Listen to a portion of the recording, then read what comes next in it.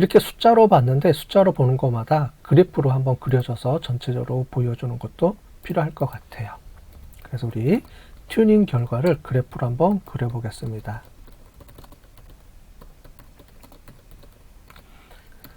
자, 여기서 우리가 오토 플롯이라는 걸 이용을 해서 그리는데 ILRR 언더바 리절트를 튜닝 결과값을 한번 그려보겠습니다. 자, 그러면 어떻게 나오냐면 이렇게 결과값들이 나오죠.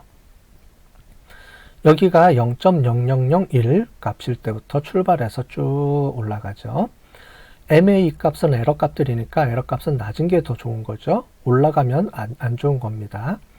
MA 값하고 RMSE 값은 에러 값들이니까 올라가면 안 좋으니까 이 값들이 가장 최적화된 값이고요.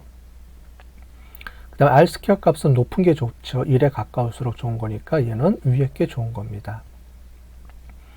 전체적으로 보면 0.0001부터 시작해서 어느 정도까지는 계속 일정한 값을 유지를 하고요. 그 다음에 이 수준이 넘어가서 어느 정도 값 이상이 되면 이게 올라가거나 값이 떨어지죠. 여기부터는 이제 언더피팅 됐다는 얘기입니다. 그죠? 이 모델은 우리가 성능이 안 좋다는 거고요. 이 모델이 어느 정도 비슷한 성능을 보여주기 때문에 여기서 우리가 모델을 골라와야 되겠죠. 근데 모델을 골라올 때 우리가 일일이 하나씩 눈으로 보면서 선택할 수가 없잖아요. 그죠? 여기가 총 90개가 있는데 물론 RSQ만 뽑으면 30개가 뽑혀지겠지만 그래서 얘를 베스트 모델로 우리가 한번 그거를 찾아보겠습니다. 그래서 베스트 모델을 찾는 방법입니다. 베스트 우리가 튜닝 결과 튜닝을 확인해 보겠습니다. 자, LRR 언더바 리절트 이렇게 해주시고요. 여기서 show 언더바 베스트 값을 쳐주면 되는데 이 중에서 우리가 MA 값, RMSE 값, RSQ 값 중에 뭘 쓸 거냐를 보는 거예요. 자, 우리 MA 값을 제일 먼저 볼까요? 한번 MA 값 이렇게 해주고요. 총 n의 값은 10개만, 상위 10개만 뿌려주겠습니다. 그죠? 다 필요 없고 가장 베스트한 값들 뿌려주고요. 그 다음에 우리 어레인지에서 우리가 DESC 역순으로 우리가 해주면 되겠죠? 어떤 값을 갖고 오냐면 여기 보면 평균값을 역순으로 해야지 제일 우리가 값이 높은 거 낮은 거를 갖고 오면 되겠습니다. 그죠? 자, 어레인지 DSC 민값인데 MA 값은 낮은 게 좋죠. 낮은 게 좋으니까 우리 민값이 최소화된 값을 쓰면 되겠습니다. 그죠? 이렇게 해서 민값을 우리가 보여줘서 가장 낮은 값을 갖고 오면 되겠고요. 그죠? 그 다음에 우리 RMSE도 이렇게 보겠습니다. MA 값은 0.00924 여기까지가 똑같네요. 그죠? 0.00924, 0.007, 0177 이렇게 나와 있고 또 RMSE 값은 0.00174가 가장 값이 낮겠네요. 그죠? 모델. 자, 우리는 중요한 거는 또 여기서 RSQ 값이 중요하죠. RSQ 값은 DSC에서 우리가 역순으로 우리가 표현을 해줘야 되죠. 왜냐면 이거는 낮은 값이 우리가 더 좋은 값이기 때문에 역순으로 안 해줬고요. 얘는 지금 역순으로 해줘서 이 값을 역으로 해줘야지만 높은 값이 위에 나오겠습니다. 이렇게 해주면 높은 값이 제일 위에 나오겠죠. 그러면 0.00174가 제일 값이 높게 나왔네요. 그죠? 이렇게 나왔습니다. 자, 이렇게 눈으로 봤는데 요거를 실제로 분석할 때 우리 그 워크플로우에 요 값을 세팅을 해줘야 되는데 일일이 수작업으로 하지 않고 우리 베스트 모델을 세팅을 해줄 수가 있습니다. 그래서 베스트 모델 우리 선택을 하겠습니다. 어떻게 선택하냐? LRR 언더바 베스트 모델을 하나 세팅해 준 값을 선택해 주고요. 우리 LRR 언더바 리절트 값을 갖다가 어떻게 해주냐면 select 언더바 best라는 명령어가 있습니다. 그 중에서 우리 RSQ 값 중에서 가장 베스트한 값들을 골라서 그러면 요 제일 위에 있는 값이 나오겠죠. 자, 그래서 요렇게 해주고요. 자, 그래서 LRR 언더바 베스트 값을 한번 확인을 해 볼게요. 최종적으로 이 값을 우리가 보면 0.00174일 때, 그리고 모델 넘버는 모델 13번이 제일 최적화된 값이다 라고 우리가 확인할 수가 있었습니다. 자, 이제 구했으니까 이 값을 워크플로우에다가 입력을 해 보겠습니다. 그래서 뒤에 우리 테스트 모델에도 사용을 해야 되기 때문에요. 그래서 워크플로우에 우리가 베스트 모델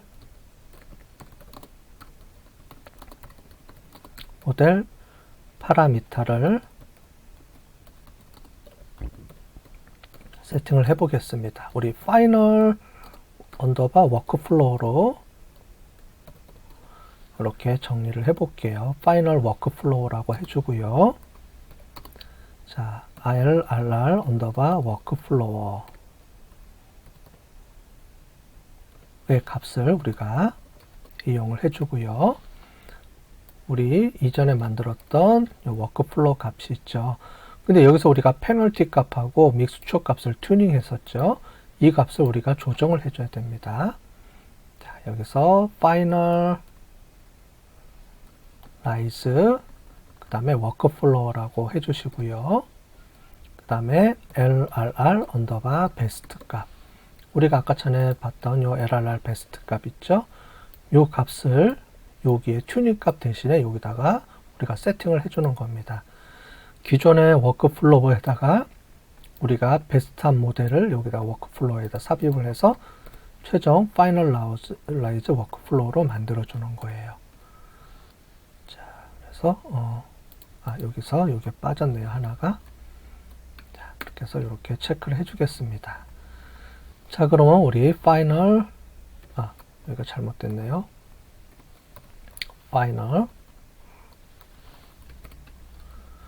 파이널 언더바 워크플로우 이렇게 해서 체킹을 해주면, 자, 여기서 우리 튜닝했던 요 값이 우리가 베스트 값이 이렇게 들어와 있습니다. 우리가 네 자리에서 잘려서 그런데 실제로는 이렇게 좀 더 복잡한 값이 원래 들어와 있었던 거네요. 그죠? 이렇게 들어와 있었습니다. 자, 이 값을 이제 테스트 평가에 활용해야 되는데요. 우리 중요 번수 확인은 제일 뒤에서 다시 확인해 보시고요. 자, 이 값을 가지고 이제 우리가 설정을 해 보겠습니다.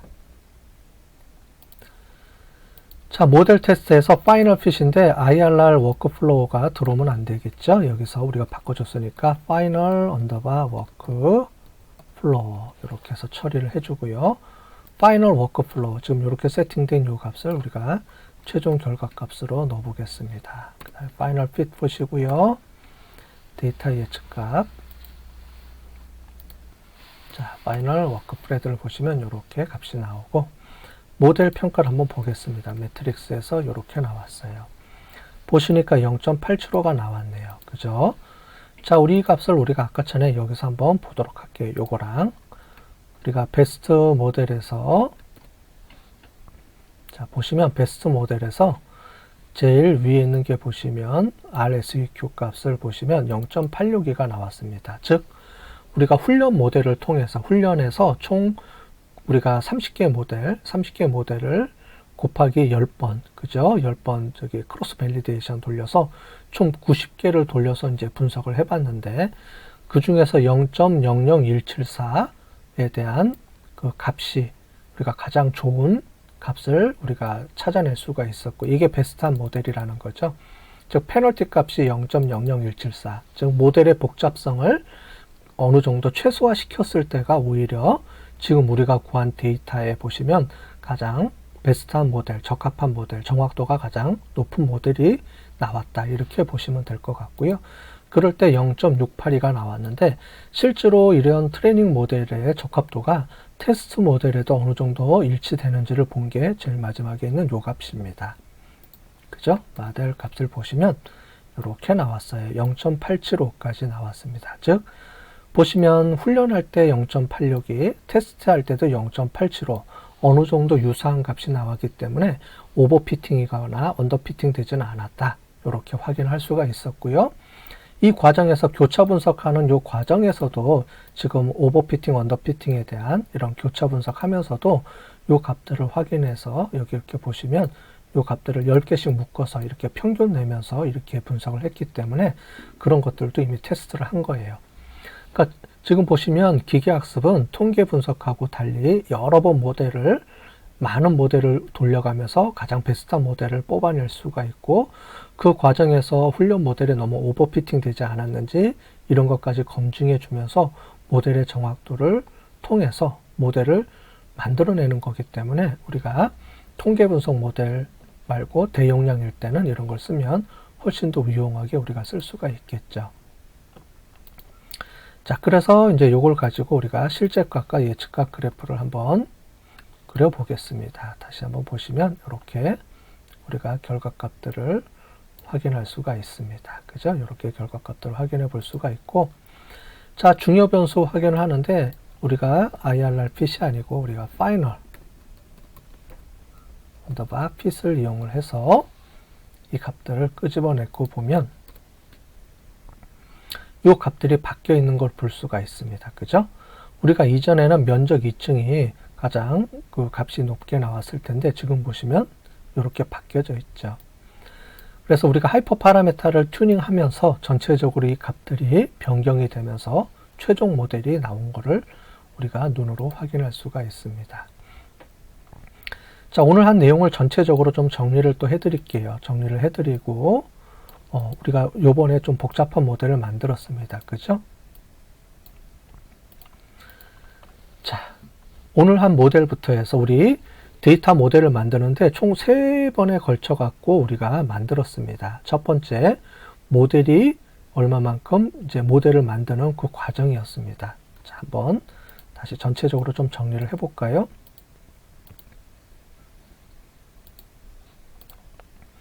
자, 우리 첫 번째 모델을 만들 때 가장 중요한 요소는 뭐냐면 데이터를 불러와서 전처리 작업을 해주고요.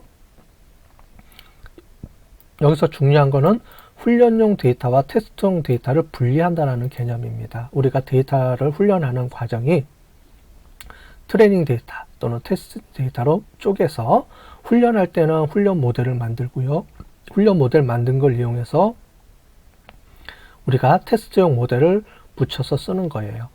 근데 훈련하는 모델을 만들 때 우리가 훈련하는 모델을 만들 때는 파라메터 값을 조정해 준다라고 계속 설명을 드렸는데, 러닝이라는 거는 학습 모델을 계속 수정한다 그랬죠. 그 수정하는 거를 실제로 해본 게 바로 이 튜닝 모델에서 해주는 겁니다. 튜닝 모델에서 여러 가지 옵션 파라메터 값, 즉 엔진에서 우리가 선택할 수 있는 여러 가지 옵션 값을 조정해 주면서 가장 최적화된 모델을 만드는 게 우리가 기계학습에서 얘기하는 학습이라는 거예요. 자, 그래서 여기서는 트레이닝하고 테스트용 데이터를 구분한다라는 개념만 우리가 배웠고, 그 다음에 모델을, 기본적인 모델만 세팅해서 훈련 돌려서 테스트하는 결과를 확인해 본 겁니다. 그죠? 훈련 모델을 훈련용, 트레이닝용 데이터, 테스트용 데이터로 분리해서 훈련을 모델을 돌려서 그 모델에 나온 값을 그대로 테스트 결과 값을 이용해서 체크를 해본다라는 개념이 우리가 모델 예측이었고요. 그런 과정에서 중요한 게 우리가 데이터의 변형을 전처리 작업을 해줘야 된다고 그랬습니다. 그래서 필요한 게 요 레시피의 개념을 두 번째 시간에 배웠습니다. 레시피는 제일 중요한 게 수치형 변수는 이렇게 노멀라이즈 해줘서 표준화 시켜주고요. 범주형 변수는 더미 변수 처리해서 0과 1 원핫 엔코딩으로 처리를 해준다.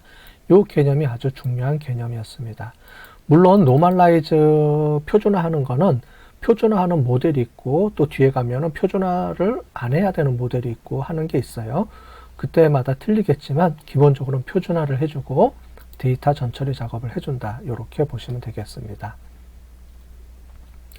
그래서 우리 워크플로우 만드는 것까지 우리가 두 번째 해줬고요. 그 다음에 중요한 거 모델 평가하는 이 과정에서 RMSE, 오차, 그 다음에 MA, 오차 값. RMSE는 오차를 자승해 준 거, 얘는 오차를 절대값을 준 거, 그 다음에 R스퀘어 값은 모델의 그 설명력을 올려주는 거, 요런 거에서 모델 평가해 준다라는 걸 해봤고, 오늘 최종적으로 이번 시간에 우리 튜닝이라는 개념을 우리가 해봤습니다. 결국은 우리가 기계학습에서 러닝을 한다, 학습을 한다라는 개념은 지금 얘기했던 이 튜닝을 의미하는 겁니다. 그죠? 튜닝을 해서 가장 파라메타, 즉 모델의 옵션을 조정을 했을 때 어느 모델이 가장 학습력이 좋으냐, 요거를 결정해 주는 거죠. 그 중에서도 우리가 여기서 보시는 이 모델 하이퍼 파라메타에서 우리가 모델마다, 엔진들마다 하이퍼 파라메타가, 즉 여러 모델들마다 자기 나름대로의 이 하이퍼 파라메타를 갖고 있어요. 리니어 모델에서는 페널티와 믹스처, 그 다음에 뒤에 가서 우리 인공신경화 모형에서는 우리가 히든 노드 개수 뭐 이런 것들이 있거든요. 그 다음에 우리 디시전 트리 가서는 우리 컴플렉시티 이런 게 있어요.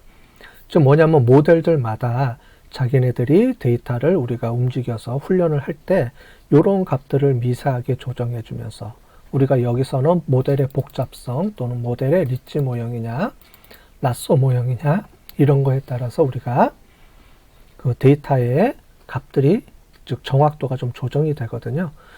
이런 것들을 찾아내는 게 러닝이고 학습한다라는 개념입니다. 기계학습에서의 학습한다라는 개념은 이 튜닝 값을 찾아주고 튜닝에서 이 튜닝에 대한 하이퍼 파라미터를 계속 조정해 주면서 가장 최적화된 값을 찾아주는데, 하이퍼 파라미터 값이 어떤 값이 들어갈지 모르기 때문에 여러 번 조정을 해서 이렇게 그리드를 이용해서 만들어서 해줘요. 자, 이렇게 그리드가 중요한 게, 옛날에 제가 20년 전에 이렇게 우리가 이런 인공신경망, 인공지능 이런 것들을 배울 때는 이런 툴들이 없었어요. 그래서 어떻게 해줬냐면 이런 거 없이 우리가 하나 해줍니다. 0.001, 즉 0.1 해서 한 번 돌려주고요. 끝나면 두 번째 와서 0.0002 이렇게 해서 또 한 번 돌려주고, 이거를 밤새도록 앉아가지고 하나씩 해주고 있었어요. 얼마나 힘들었겠어요. 그죠? 근데 요즘은 이런 최적화된 툴들, 특히 R, 파이썬 이런 것들이 나오는데, 이 안에서 우리 타이드 모델의 이 기능이 좋은 게 뭐냐면, 이런 하이퍼 파라메타를 우리가 그리드 세팅을 이용해서 처리를 해주면 우리가 원하는 옵션의 개수만큼만 쭉 넣어주면 돼요. 여기서는 30개지만 뭐 300개도 좋고 3000개도 좋고, 여러분들이 우리가 실제로 여러분들이 나중에 기업에 취업을 해서 자기 데이터를 가지고 실제로 하게 되면 더 많은 이 하이퍼 파라메타 값들을 아마 조정을 해야 될 거예요. 그런 걸 해줄 때 일일이 하나씩 해주면 우리가 보통 뭐 며칠, 몇 달이 뭐 몇 주씩 이렇게 걸리는 게 있어요. 프로젝트를 한번 하게 되면 데이터를 분석할 때 한 번에 해서 되는 게 아니고 여러 번 반복해 가면서 가장 베스트한 모델을 찾아내는 게 우리가 결국은 이 기계학습을 하는 목적이거든요. 그럴 때 이런 모델을 가지고 돌려줄 때 우리가 이렇게 한번 세팅해 주고, 그 다음에 우리가 여기서 실행을 해주고 모델 훈련할 때 이걸 누르고 우리가 가면 자동으로 얘가 알아서 다 해줍니다. 그래서 저녁에 이렇게 세팅만 해주고 버튼 실행 한번 눌러주고요. 집에 내일 아침에 와보면 이게 다 돌려져서 결과가 나와 있겠죠. 그죠? 자, 그렇게 해서 이렇게 만들어주기 때문에 요즘은 툴들이 너무 좋아서 여러분들이 이런 하이퍼 파라메타 튜닝하고 최종 모델 하는데 아무 어려움 없이, 좀 시간만 오래 걸릴 뿐이지 이런 것들을 잘 해줄 수 있도록 툴들이 많이 나와 있기 때문에 우리가 손쉽게 이런 걸 해볼 수가 있어요. 우리는 이제 좋은 시대에 살고 있는 거죠. 자, 그래서 이렇게 처리해주면 됩니다. 어렵지 않죠. 복잡한 게 아니고 이런 개념만 알면, 튜닝이라는 개념과 그리드라는 개념만 알면 어떻게 세팅해 주는지만 조절해주고 해주면 되겠고요. 그 다음에 여기서 훈련을 해줄 때 이런 것들을 이용해서 훈련 값을 갖다가 쓴다. 그 다음에 튜닝 결과를 이렇게 그래프로 그려주죠. 그래프를 그려주고 이렇게 베스트 튜닝 모델을 이렇게 찾아서 일일이 하나씩 내가 손으로 해주는 게 아니고 이런 값들을 우리가 봐서 베스트 모델을 찾아서 이렇게 가장 최종 모델을 얘가 스스로 찾아줄 수가 있습니다. 이런 것들을 다 지원해 주기 때문에 우리가 쉽게 활용할 수가 있어요. 자, 그리드 세팅해주고 테스트해주고 하는 것들이 있습니다. 자, 오늘까지 해서 우리가 예측 모델에 대한 부분들을 우리가 해봤습니다. 모델 만들고 레시피를 이용해서 전처리 작업하고, 그 다음에 우리가 튜닝, 하이퍼 파라미터 튜닝을 이용해서 최적화하는 것까지 우리가 예측 모델을 배웠고요. 자, 여기까지 우리가 한 텀이에요. 그 다음에 이 뒤에 가면 예측 모형이 아니고 분류 모형을 사용할 텐데, 분류 모형도 이 모델을 그대로 카피해서 쓸 거예요. 물론 조금씩 차이가 나는 부분들이 있지만 그런 부분들은 조정해서 쓰면 됩니다. 그래서 요금 모델을 그대로 갖다가 우리가 쓴다. 그렇게 보시면 되겠고요. 이 뒤에 우리가 뉴럴 네트워크 등 다양한 8개 정도의 모델들을 추가로 더 배울 텐데 그때 가장 중요한 핵심은 다른 것들은 변하지가 않고요. 지금 보시는 요 부분만 변합니다. 7번만 변해요. 7번에서 모델의 엔진을 어떻게 세팅해주고 하이퍼 파라메타가 각 모델마다 본인들이 그 모델마다 쓰는 하이퍼 파라메타가 있기 때문에 그거를 어떻게 조정해주고 그게 어떤 의미가 있고 이런 것만 여러분들이 배우면 돼요. 그러다 보니까 모델들마다 이 하이퍼 파라메타가 어떤 의미를 갖고 있는지가 중요하겠죠. 그래서 우리가 뒷부분에 가면 앞에 이론을 조금 배워야 됩니다. 이론을 배우고 실습하고 이론 배우고 실습하고 이런 기본적인 패턴을 해가면서 우리 8개 정도의 모델을 우리가 계속 배울 텐데 그런 걸 잘 배우고 나면 전체적으로 우리가 계속 복습을 하다 보면 이런 것들이 계속 반복돼서 이제 우리가 처리가 되는구나 기본 패턴을 여러분들이 읽으실 수가 있을 거예요. 자, 우리 첫 번째, 두 번째, 세 번째 파트까지 우리가 배우느라고 고생을 하셨고 이후에 우리가 계속 우리가 학습을 해보겠습니다. 자, 수고하셨습니다.